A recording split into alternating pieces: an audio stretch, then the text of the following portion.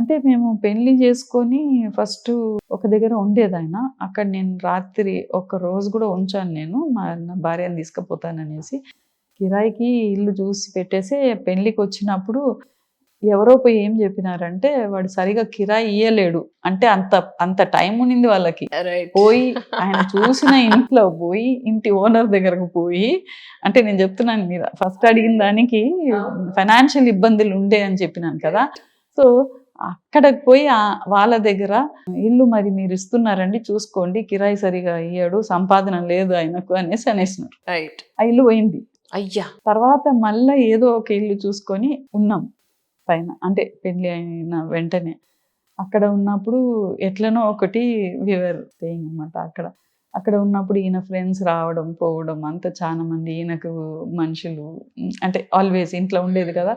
So discussions, political connections బాగుండేది నాకు. So people use to come and go అట్లా. అయితే అక్కడ కింద ఒక ఆమె ఉండేదన్నమాట. ఆమె she was into Congress and into many activities. Right. ఆమె క్యాన్సర్ ఉండేది. చెన్నైకి పోయి ట్రీట్మెంట్ తీసుకునేటప్పుడు ఒకసారి అయితే, నువ్వు రా, ఏంది ఇంత ఇబ్బంది పెడుతున్నాడు నిన్ను అనేసి ఒకసారి నన్ను తీసుకొని వెళ్ళిపోయి అక్కడ పోయి మా అమ్మ నాన్న వాళ్ళకి కంప్లైంట్ చేసింది. అమ్మాయి చాలా ఇబ్బంది పడుతుంది, చెప్తలేదు మీకు అట్లా ఇట్లా అనేసి. అక్కడనే స్టార్ట్ అయింది వాళ్ళు చేసేసే అది ఇది అనేసి. ఇంకా మళ్ళా దెన్ ఎప్పుడైనా నాకు ఇబ్బంది ఉండి ఏదైనా పైసలు అడిగితే కూడా దే స్టాప్డ్ అనమాట. ఎందుకంటే ఇది మొత్తం ఖర్చులు పెట్టేస్తున్నారు, ఎంత ఇచ్చినా వీళ్ళకి విలువ లేదు, తెలుస్తలేదు అనేసి అట్లా అనమాట.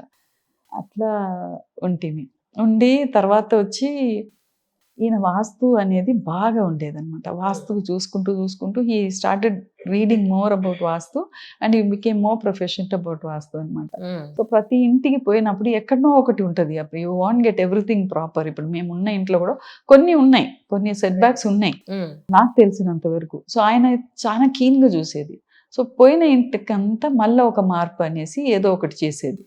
అప్పుడు వాళ్ళ ఇంటి ఓనర్స్కి నచ్చకపోయేది అండ్ మోర్ ఓవర్ కిరాయి టైం కట్టకపోయేది. మళ్ళీ ఆడ నుంచి ఇంకొక ఇల్లు అని ఆల్మోస్ట్ 13 houses we changed. కానీ తరుణ్ భాస్కర్ గారికి ఊహ వచ్చిన తర్వాత ఆయన అర్థం చేసుకున్నారా మీ సిచ్యువేషన్? ఎస్పెషల్లీ తెలుసు, వాడికి అలవాటు అయిపోయింది ఇల్లు మారడం చేయడం అనేసి. అయితే ఫస్ట్ ఉన్న ఇంట్లోనే మేము వచ్చి అప్పట్లో 3000 రెంట్ అని అంటే మా మరిది వచ్చి అన్నాడు, మీరైనా చెప్పరా ఇట్లా రెంట్ కట్టలేక ఇంట్లో నుంచి సామాన్ని బయటకి వేస్తే ఎక్కడ పోతారు అట్లా అని అన్నాడండి.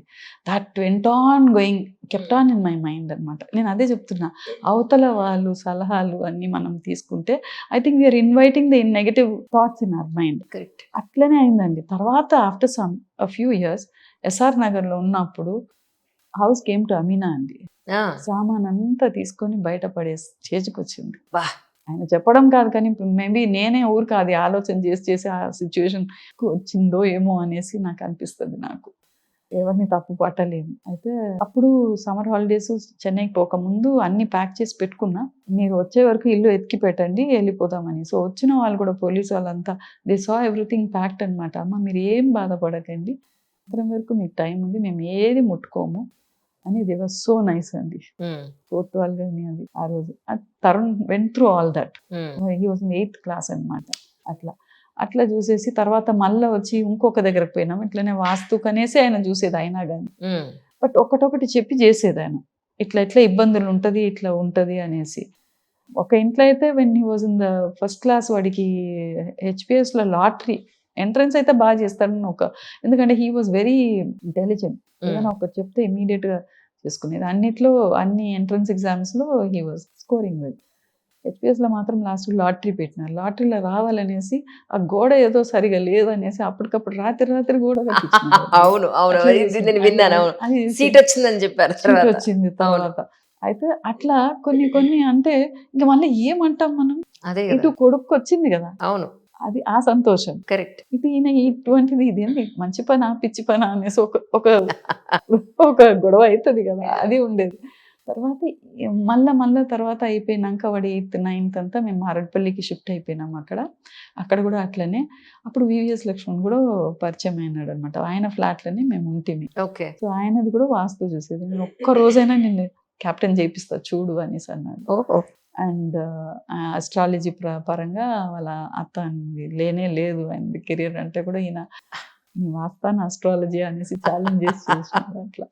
అయితే తర్వాత లాస్ట్కు ఉన్న మేము ఇంట్లో ఆయన ఎప్పుడైతే చనిపోయినాడో తరుణ్ది పెళ్లి చూపులు పికప్ అయిందో ఆ ఇంట్లో మాత్రం చిట్కలేసి చెప్పినాడు, ఈ ఇంట్లో చూడు బేటా నీకు ఎట్లా అయితే చూడు 2 నేషనల్ అవార్డ్స్ వస్తుంది నీ పిక్చర్. అది పిక్చర్ అసలు ఎవరికి పోయి చెప్పలేదు, no producer has come forward, nothing, ఎవరిని తెలియదు ఇండస్ట్రీలో.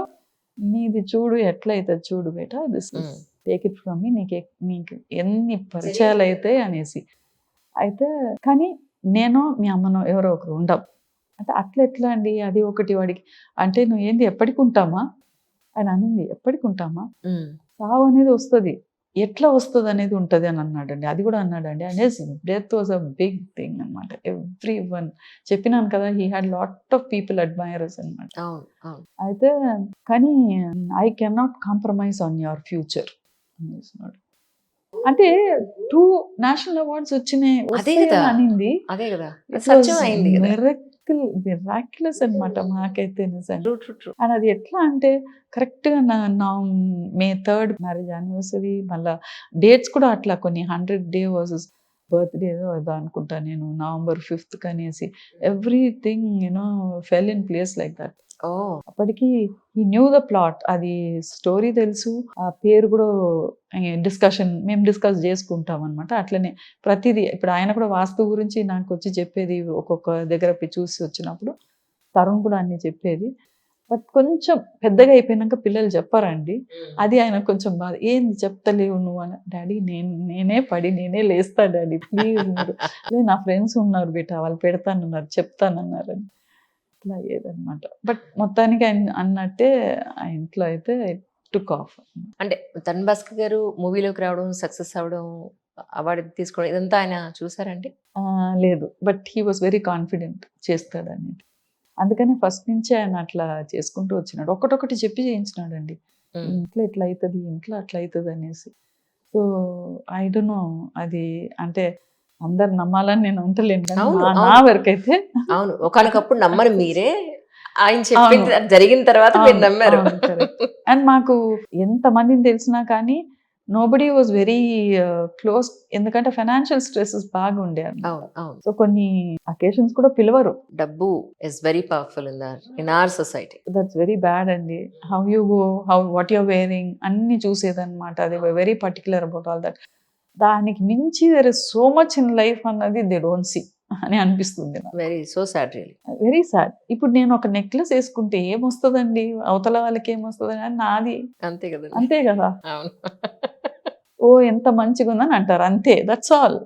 ఒక కాంప్లిమెంట్ ఇస్తారు, ఎంత బాగుంది, ఎంత ఎక్కడ కొన్నావు, ఎంత అయింది అని అంటారు అంతే, దట్స్ ఆల్. అంతవరకే అది. అదే if you are able to do something a little to somebody else, ఆ హైనెస్, ఆ సాటిస్ఫాక్షన్ ఎంత ఉంటుంది మనకు. వేరే వాళ్ళకి చెప్పాల్సింది లేదు, నేను వాళ్ళకి ఇది చేసిన, వాళ్ళకి ఇది ఇచ్చినాను అనేది చెప్పాల్సింది లేదు. కాకపోతే it gives you so much of energy. That is what I experienced. చాలా